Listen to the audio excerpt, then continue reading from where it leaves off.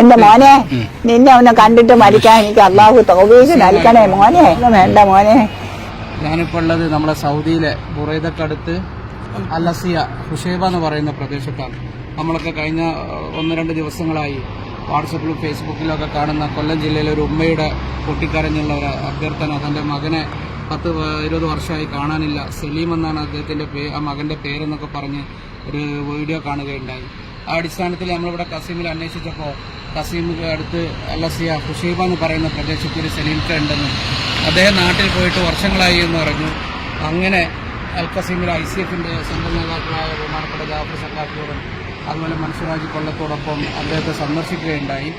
ഏതായാലും കുറേ ആളുകൾ അദ്ദേഹം നാട്ടിൽ പോകണമെന്ന് അദ്ദേഹത്തോട് ആവശ്യപ്പെട്ടപ്പോഴൊക്കെ അദ്ദേഹം ഓരോ പ്രയാസങ്ങൾ പറയുകയുണ്ടായി. എന്നാൽ ഇന്ന് അൽഹംദുലില്ലാഹ് അദ്ദേഹത്തെ സന്ദർശിക്കുകയും ഞങ്ങൾ ഒരുമിച്ച് ഭക്ഷണം കഴിച്ച് എല്ലാം അദ്ദേഹത്തോട് സന്തോഷമായി പിരിയുമ്പോൾ ഞങ്ങൾ ആവശ്യപ്പെട്ടത് ഇന്ന് നാട്ടിൽ പോകാനാണ്.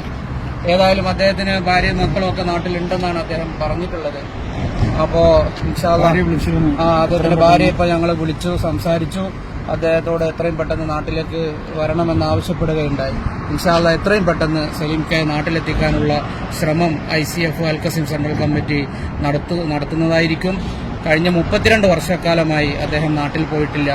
അദ്ദേഹമാണെങ്കിൽ ഷുഗർ രോഗിയാണ്. 2 കാൽപാദങ്ങളും